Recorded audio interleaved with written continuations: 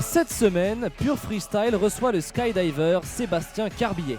Membre de l'équipe de France, il nous parlera de sa spécialité, l'atterrissage de précision. Les news avec un tour complet de l'actu extrême de la semaine. Et des révélations sur la nouvelle vague artificielle signée Kelly Slater. Enfin, le Père Noël arrivera peut-être en skate ou en snowboard cette année. C'est le Buzz Daily & Month.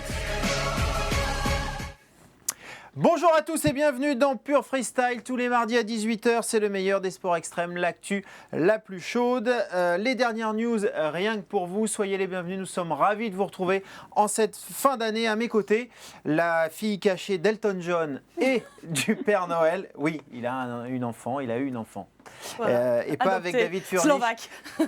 C'est Ellie Edmonds, comment vas-tu? Très bien, merci. Et toi? T'es sûr que ça va? Oui, très bien. Je te félicite pour ta tenue, Ah pour bah, avoir merci. osé déjà, et C'est, parce que ça te va très bien. C'est moi qui l'ai fait moi-même. DIY. Ça se voit. Et notre invité, il est là. Cet homme que vous voyez à nos côtés nage dans le ciel, marche et court sur les nuages. Skydiver, on l'a dit, pro de parachutisme de démonstration et surtout de précision, membre de l'équipe de France militaire de parachutisme. C'est Sébastien Carbillet. Bienvenue Sébastien. Merci. Tu es ici comme chez toi. Je peux pas te dire mieux. C'est sympa. Hein? Ouais. Bon, bah voilà. Tu es venu comment? En parachute? Même pas. Non. Tu aurais pu te poser là-haut sur Voilà. le toit de l'immeuble, il y a de quoi faire. La On n'est pas prochaine loin fois. de la Tour Eiffel? Prochaine fois. Pas le droit de sauter au-dessus de Paris de toute façon. Déjà fait. Ah, Autorisé. tu nous diras tout à l'heure. On va commencer par une photo, photo de la semaine et peut-être vidéo. Tout à Qui fait. sait, à suivre. Voilà, c'est une capture d'écran. Regardez-moi ça. C'est une photo. Est-ce que tu sais ce qui se passe dans cette photo, Sébastien? Je crois savoir, ouais. Est-ce que tu peux nous expliquer ce qui se passe dans cette photo? C'était ce week-end, c'est dimanche au-dessus de Saint-Étienne. Oui. J'ai amené le ballon du match pour Saint-Étienne-Angers, hein, Oui. déguisé en Père Noël vert. Alors pourquoi Père Noël vert? Il y a une raison derrière? On va dire il y a deux raisons. Voilà, Saint-Étienne. La première, Saint-Étienne aux Les couleurs verts. les verts. Et la deuxième raison, le Père Noël à l'origine était vert. Et il est devenu rouge à cause de la pub de Coca-Cola. Oui, bon, on va. De- Pour le oui. moment. Pas de marque. Oui, voilà, pas de marque. Moi, je suis rouge parce que. Je suis rouge parce que c'est comme ça. Et aussi, tu as donné le coup d'envoi du match. Derrière, oui, j'ai eu l'honneur de donner le coup d'envoi en suivant, après avoir posé. Tranquille, tu as ramassé le parachute et après. Alors, J'ai- comment est-ce qu'on a Tu- réagi quand on t'a vu sur le terrain? Il y a eu une belle ambiance et ça porte bien son nom de chaudron. Hein. Oui. Donc quand je suis rentré dans le stade, il devait y avoir, je pense, une petite 40 000 personnes et se faire applaudir par ces 40 000 personnes, ouais, ça fait chaud au cœur. Facile pour toi le stade, non? Parce qu'on va le voir tout à l'heure. Tu t'es posé sur des trucs beaucoup plus petits qu'un stade de foot. C'est facile et difficile. Voilà, la pression d'atterrissage, c'est vraiment beaucoup plus petit, mais c'est des voiles différentes. Ouais. Là, les conditions aérologiques n'étaient pas les mêmes que sur une compétition. Là, on a le droit qu'à un seul endroit pour se poser, c'est le stade. Et puis t'as pas intérêt à te rater parce Faut qu'on pas se t'attend là. louper. en bas. Faut pas se louper. T'avais on pas est- peur de faire tomber le ballon en plein Non, air? il était bien attaché. Hein. Ok. Bien arrimé. T'as haute. Dans ma haute, j'avais le ballon. Et... Bon, on va revoir, on Bah, va c'est continuer super. à voir des images aussi belles que celle-là tout au long de l'émission. On va commencer par ton portrait d'abord. C'est parti.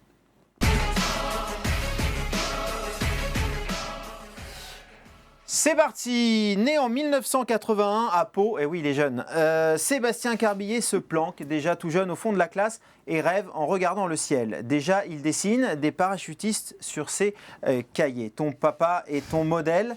On va le découvrir dans un instant. C'est lui qui te donne l'envie de sauter. Ton grand-père, lui aussi, sautait, mais il a fini sur le toit de l'église. Lui manquait un petit peu de précision, ce qui n'est pas ton cas. À 14 ans, tu enlèves les petites roues de ton vélo. Jusqu'à 17 ans, tu vas au lit à 20 heures. À 18 ans, tu as le droit d'aller boire un verre avec une fille. Eh oui, pas facile. À 21 ans, enfin, tu as l'autorisation de sauter en parachute, évidemment, pas la fille. Et c'est bon, mon fils, tu peux y aller, te dit ton père. Et voilà, l'aventure est lancée. Tu commences sur Mimizan en août 2002. Et ensuite, ça s'est enchaîné. Les sauts, l'entraînement, les conditions réelles, évidemment. Et puis la soufflerie. Ou alors, encore, chez toi, tu es un petit malin. Tu fais croire aux filles que l'on peut s'entraîner chez toi, dans le salon. et j'ai l'impression que ça marche. Tu comptes aujourd'hui plus de 10 000 sauts à ton actif, qu'ils soient effectués en compétition, à l'entraînement ou en démonstration évidemment sur divers événements. Tu étais le 7 décembre dernier. Il y a très peu de temps à Dubaï, à l'occasion des World Air Games pour participer à l'épreuve de précision. Alors bilan, 2 enfants touchés gravement, un à la tête, l'autre meurt étouffé sous le parachute et Minerve pour toi. Fais gaffe quand même mon vieux, hein. Il y a des gens en dessous. Fais attention. C'est glauque ton histoire. Alors, non, alors sans rire, ce mec peut se poser n'importe où, au milieu d'un stade, vous l'avez vu, sur votre lit pendant votre nuit de noces, dans un jacuzzi, sur un gâteau d'anniversaire pour les 12 ans du petit, sur le gâteau pour des mariages, pour ce que vous voulez. Pour plus d'infos et tarifs, sébastiencardilet.fr, une bouteille de champagne offerte pour tous les premiers inscrits. Tu te donnes, tu es dans le don, tu peux faire plein d'événements et tu m'as raconté quelque chose de très drôle. Cet été, tu as livré... L'été dernier, août 2014, on a livré une montre sur une plage privée à Saint-Tropez, un petit cadeau d'anniversaire assez original. Et, Tu vois, tu peux te payer les services de Tout à fait, de on en Sébastien. parlera plus tard parce que apparemment tu as mis tes services, tu as mis une vidéo en ligne plus particulièrement, mais on revient un peu là-dessus un peu plus tard. Je vais d'abord parler de ton palmarès parce que tu as un très beau palmarès à ton actif.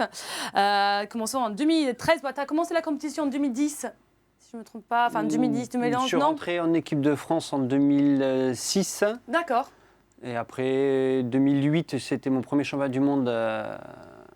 2008, c'est mon premier championnat du monde. 2009, j'étais blessé. Et puis après, ça s'est enchaîné un petit peu avec une progression, on va dire, constante. Voilà, je retourne en 2013, tu étais vice-champion de France du combiné. 2014, vainqueur de la Coupe du Monde de précision d'atterrissage par équipe. Oui. Et tu étais première en Coupe de France en individuel. 2015, alors cette année, les premiers Français, on est individuel en Coupe du Monde. Et troisième en Coupe de France à Agen en précision d'atterrissage individuel. À Agen. À Agen, pardon. À Agen. Mais comment se déroule une compétition de parachutisme, de la précision d'atterrissage par exemple? Alors, on a 8 sauts à faire en individuel ou en équipe. Et le but, c'est de venir atterrir le plus près possible l'équivalence d'une pièce de 50 centimes d'euros. Ça fait 2 cm de diamètre. On vise avec notre pied. Et si on pose notre pied sur le point jaune, ça fait 0 cm. Et plus on va s'écarter, moins on est bon. Alors, explique-moi, tu poses le pied, tu parles de tes pieds, il tape ça de matos. Il y a une galette électronique qui est posée sur un tapis en mousse. Le point jaune qu'on arrive à voir fait 2 cm de diamètre. Si on est sur le point jaune, on est à 0 cm. Et plus on s'écarte, moins on est bon. D'accord. Donc là, t'as le talon qui a touché. Donc là, c'est un gars de l'équipe, c'est Thomas Jeannereau. Ouais, c'était pas toi sur les images, c'est le recordman du monde. Voilà, mais le principe est le même pour tous les concurrents. C'est exactement pareil, on était ensemble en équipe là, sur Dubaï tous les deux. D'accord. Toi, alors on l'a dit dans le portrait, tu es militaire au départ? On a un statut de militaire. Aujourd'hui, on fait partie de l'armée des champions qui est sur Fontainebleau. Ils ont recréé un bâton de Joinville comme c'était le cas. Ça, c'est toi avec l'équipe de France? C'était les championnats d'Europe cet été en Bulgarie. Avec tous les potes, là? Ouais. Comment on passe de... juste explique-nous comment on a le statut de militaire parachutiste et comment on en vient à faire de la compétition. C'est une discipline à l'intérieur de l'armée? Non, on est d'abord en équipe de France civile. Et après, il y a des accords qui sont créés entre les fédérations, entre différentes fédérations et la défense. Mais au départ, tu as sauté pour l'armée en premier? Non, d'abord pour le sport en lui-même, et après, l'armée nous permet d'être professionnels et nous entraîner toute l'année. C'est les images de... C'est chiant d'être le meilleur, parce que si tu es le meilleur et qu'il y a un truc, ils vont t'envoyer sauter là exactement où il faut. Hein. Pas grave. Hein. Mais de toute façon, tu serais capable d'être appelé et d'aller sauter... Si on fait appel à nous, oui. Mais après, le problème, c'est qu'on a vraiment peu de formation militaire, on est détaché toute l'année pour s'entraîner. Il y en a pas mal de sportifs. Les plus connus, on va parler Florent Manodou, Martin Fourcade en biathlon. Hein. Voilà, à l'époque, il y avait Alain Bernard qui était gendarme également.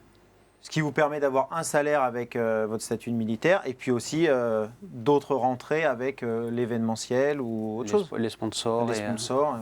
Justement, en fait, je parlais tout à l'heure d'une vidéo que tu as mise en ligne.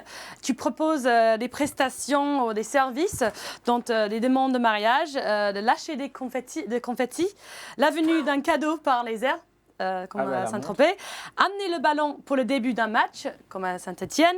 Laissez votre imagination s'envoler et nous faisons le reste. Quelle proposition. Alors, quelle est la demande le plus insolite que tu as déjà?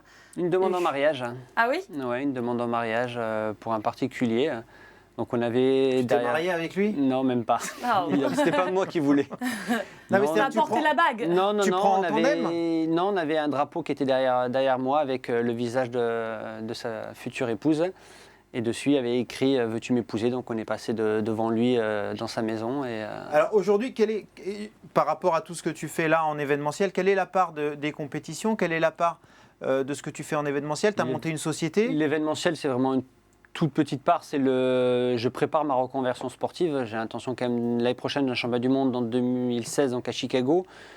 J'ai l'intention d'y être. C'est des cycles de 2 ans. J'ai bien l'intention également d'aller sur le championnat du monde en 2018. D'accord. Et après, on verra à ce moment-là peut-être penser à une reconversion. Donc, La compétition te donne aussi une crédibilité pour les futurs clients. La compétition et nous sponsors. donne une crédibilité. Le fait d'être en équipe de France nous aide pour les sponsors. la reconnaissance et surtout pour le travail qu'on va faire parce que ce saut est assez particulier. Alors, tu as 10 000 sauts Voilà, à ton actif. Est-ce qu'on a toujours, je me demande, est-ce qu'on a toujours des sensations une fois qu'on a Elles sont différentes.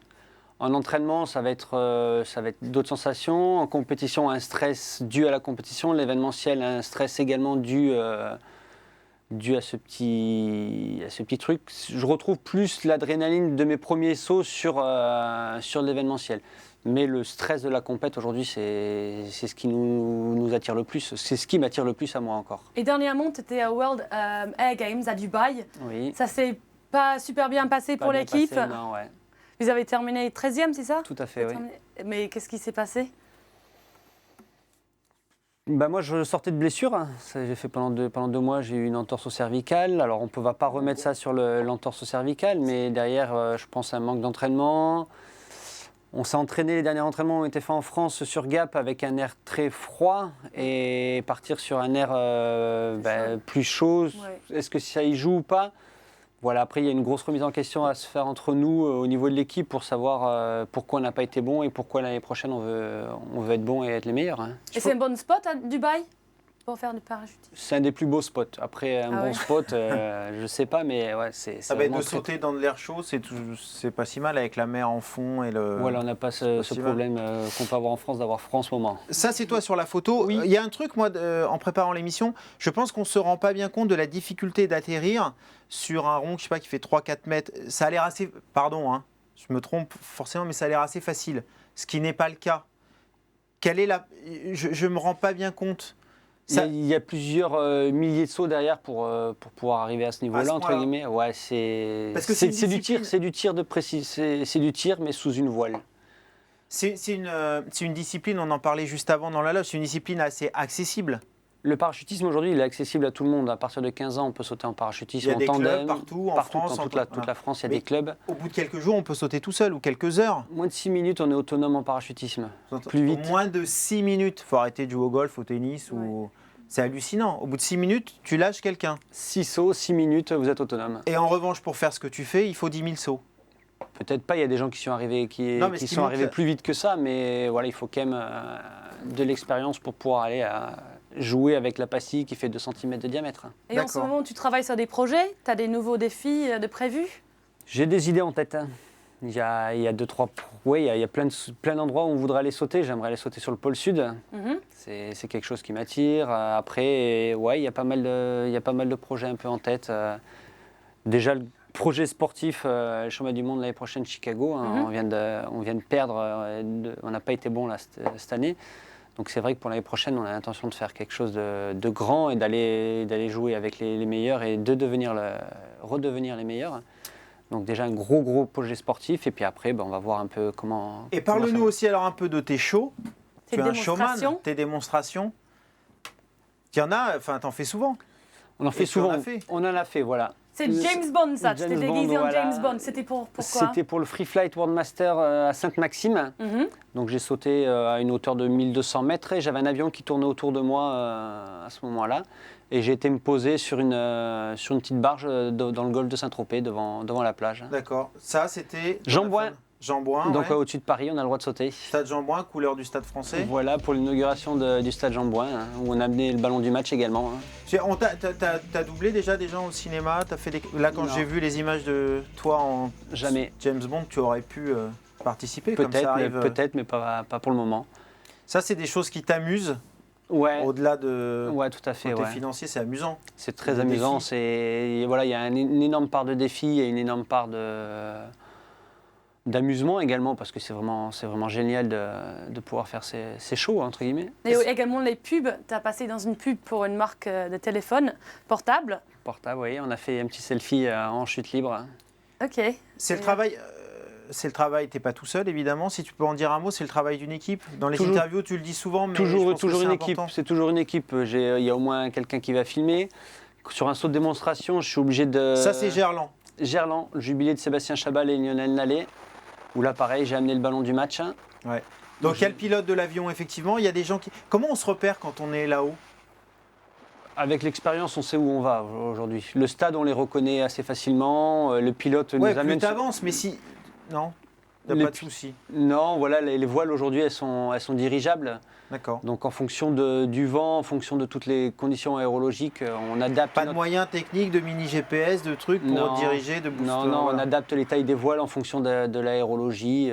Et en parlant de Sébastien Chabal, j'ai vu sur ton compte Twitter que tu as proposé un saut en tandem avec lui pour son anniversaire. Tout à fait. Il t'a répondu? Il m'avait déjà dit avant qu'il viendrait. Hein. Mais ok, bon bah c'est une belle proposition. Et ben voilà, on va enchaîner. Hein? On passe aux news. Ben oui, allez, on y va. Il y a d'autres sports extrêmes, c'est parti, les news.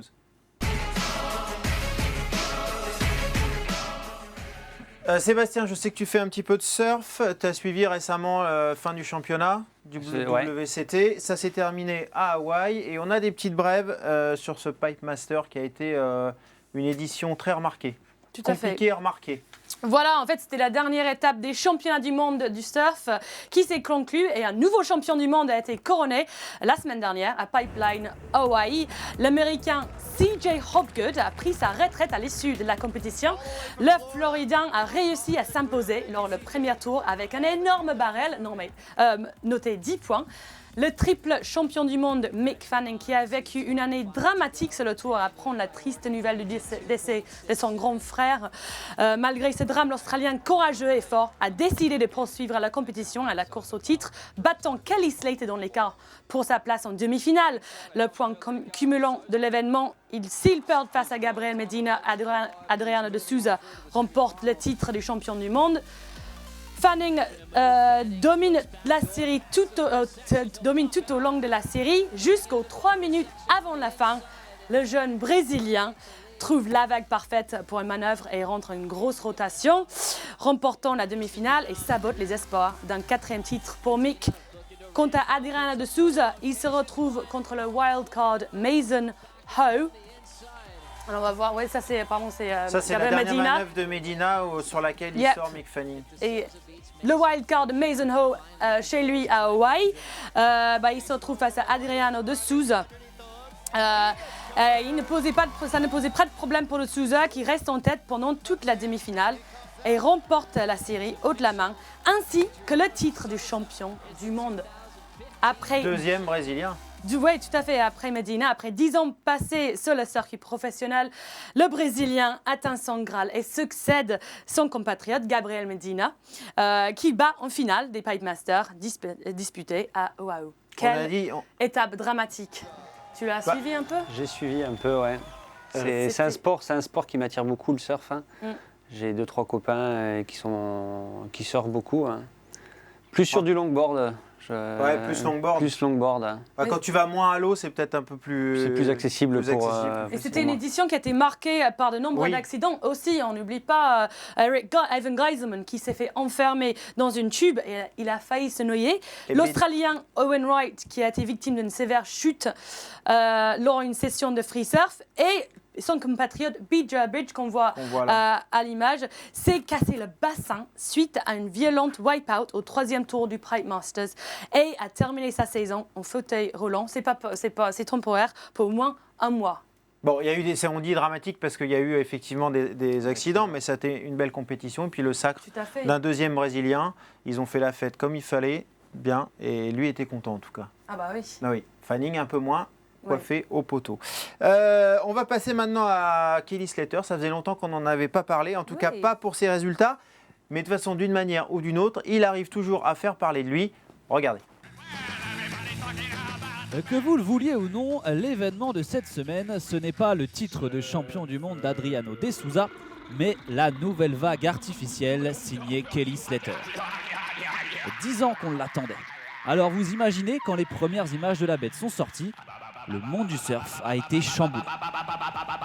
King Kelly lui-même n'en croyait pas ses yeux. Il faut dire que celle-ci a l'air vraiment parfaite. Presque trop. Développée depuis 2005 par sa société, la Kelly Slater Wave Company, il s'agirait d'un nouveau concept, différent de celui commercialisé par Wave Garden, l'entreprise qui avait le monopole jusqu'alors et dont les vagues ne faisaient pas vraiment rêver. Le système de Slater permet la formation de vagues allant de 50 cm à 3 mètres de haut et donc de tubes, le péché mignon de tous les chasseurs de vagues. Sur le déclin, le surfeur le plus titré de l'histoire a trouvé un nouveau moyen de faire parler de lui. Surtout qu'il cultive précieusement le secret autour du lieu et du fonctionnement de cette vague. On en saura plus dans les mois qui viennent. En attendant, Kelly est déjà impatient de montrer son nouveau joujou à ses amis. Mais on ne sait toujours pas si Adriano De Souza a été conduit. Si vous avez des infos, à vous qui nous regardez, allez-y, on est preneurs. C'est où le premier qui sortira l'info mcsextreme.fr, page Facebook, on y va, chacun peut y aller de son petit commentaire. Moi j'ai essayé de repérer un peu les arbres derrière, les montagnes. Moi, ça n'a pas l'air d'être chez lui, en tout cas c'est pas à Miami. L'eau est marron, il surfe avec des chaussons. Ça m'a l'air d'être en Europe. T'as pas d'infos? Non, aucune. Bon bah tu sors alors, Bon, c'est fini. Allez, tout de suite un petit sujet sur le reste de l'actu, un aperçu de ce qui s'est passé sur la planète extrême. En avant! Le deuxième succès de la saison pour Jean-Frédéric Chapuis. Le skieur de Val Thorens a remporté samedi la première course de la Coupe du Monde d'Inishen en Italie. Le champion olympique ne lâche pas le podium et termine deuxième dimanche derrière le Suédois Victor Ulling Norberg. Un beau week-end de plus pour Chapuis qui s'envole ainsi en tête du classement général. Il a désormais 45 points d'avance sur le Canadien Brady Lehman qui a terminé à la 2e et à la 5e place ce week-end. A noter la belle 3e place de la Française Alizé Baron lors de la course de dimanche. Elle est désormais 2e au général derrière la Suédoise Anna Omlund. Toujours en Italie, mais à Cortina d'Ampezzo avait lieu la 2e étape de slalom géant parallèle. Podium 100% italien chez les hommes avec une victoire de Mick Christophe suivi de Roland Fischnaller et de Mirko Felicetti. Le Français Sylvain Dufour, 7e lors de l'ouverture de la saison à Carezza, termine cette fois-ci à la 25e place. On termine avec le FIS et la dernière étape de la tournée FIS Experience. À la Grande Halle de la Villette à Paris, c'est le Britannique Cam Peake, leader après les qualifications, qui s'est imposé. À 18 ans, il termine du même coup leader au classement général et se qualifie pour les étapes des FIS World Series de l'an prochain. Justement, les FIS World Series 2015 se sont achevées elles aussi le week-end dernier à Langkawi en Malaisie. L'Australien Logan Martin arrache la victoire à Alex Colborn qui était égalité avec lui au classement général avant le début de la compétition. Voilà, vous savez tout ou à peu près de ce qui s'est passé cette semaine sur la planète extrême. Le run de Logan Martin C'est aussi, fou. c'était incroyable. C'est comme un jeu vidéo. Il fait le front flare là. Ça m'a fait C'est ton petit coup de cœur. Oui, voilà. Hein? Moi, j'adore le BMX Park. C'est Je vraiment sais. ma discipline préférée. J'adore. Après le Pourtant, parachutisme de précision. Ah, bien sûr. Évidemment. Après. Hein, Ouais. ça va de soi. Ellie, ça va être à toi. C'est le buzz. C'est parti.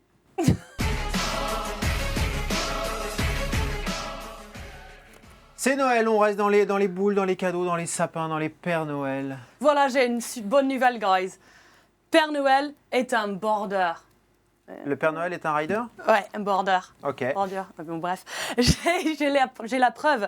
J'ai choisi les top 5 vidéos de monsieur à la barbe blanche qui fait du skate, du snow, du wake. Bah, je vous laisse regarder tout de suite. Vas-y. C'est En à avant. ATS Skate Park Seattle aux États-Unis. Le skater local Anthony Hahn s'est déguisé en Père Noël pour une session de skateboard.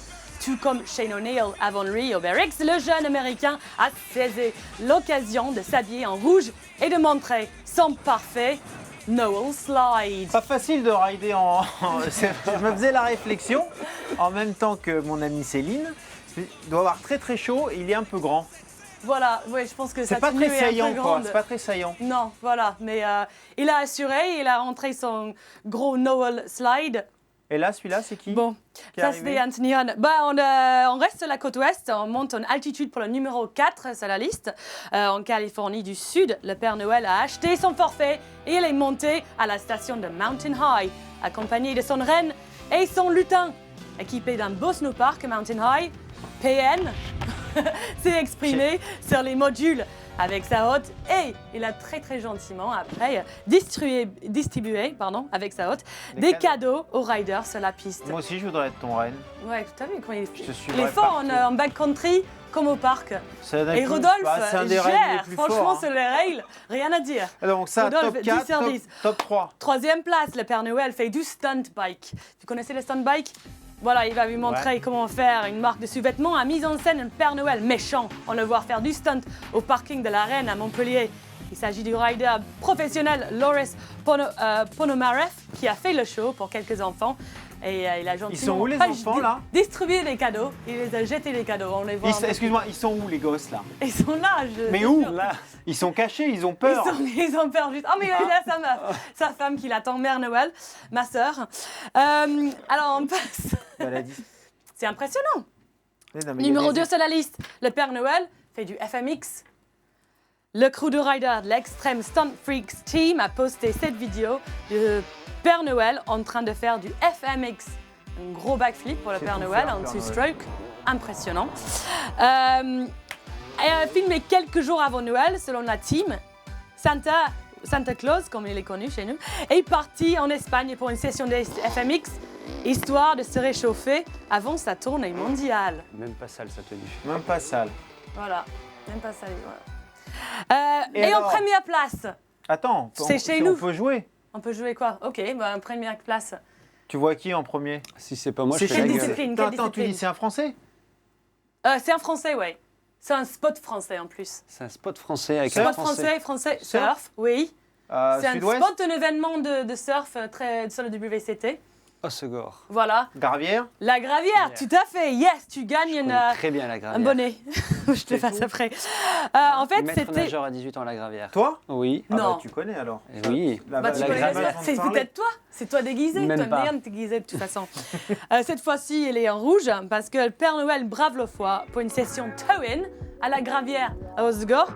Un petit moment de répit avant qu'il ne prenne le boulot. Le père retrouve Rodolphe, le reine, qui est drôle, à la plage, qui tracte le Ah, bonhomme c'est marrant ça. en jet ski pour une session. C'est l'un des spots, comme je disais, du Pro France. Dis donc bien. Oui, c'est bien, hein, bien intégral. Impressionnant. Jingle bell, hein. Tiens, tu veux pas nous chanter Jingle bell? Nanana. Et c'est Rodolphe en jet ski. C'est qui La Rodolphe? C'est le reine. Ah, Rodolphe Lorraine, d'accord, qui a le nez Rodolphe rouge. Lorraine en jet ski. Merci Connaissez. Ellie pour Ah, toutes je t'en ces images made in Noël. Et tu l'as fait toi aussi. Pour ceux qui n'étaient pas là au tout début de l'émission, ce monsieur a sauté aussi en Père Noël vert ce week-end. Avec un ballon de foot. Avec un ballon de Ballon foot. T'as atterri au centre d'un terrain Et de foot. Comment ça s'est fait ce truc? Ça a été très rapide, non? Ça a été très rapide. J'ai été contacté quand j'étais encore sur Dubaï par Dino Raffo, hein, qui est un grand. On va, Oui, on on va, connaît se, Dino, on va on se connaît remettre Dino. l'image pour ceux qui n'étaient pas là au début de Il l'émission. nous a mis en contact directement avec le club de foot. Et en moins d'une semaine, on a réussi à avoir les autorisations de l'aviation civile et l'autorisation du club, plus de la ville pour poser sur le stade. D'accord. Donc très très vite, mais T'as comme- pris la barbe, elle te remontait un peu dans les yeux, non? pas Ah évident. oui, mais même. Pas évident. Ça t'a piqué les C'était yeux. Chewbacca. Et je vois que t'as une petite hotte C'était le avec cadeau. le ballon. C'était le ballon. C'était le cadeau, le ballon du match.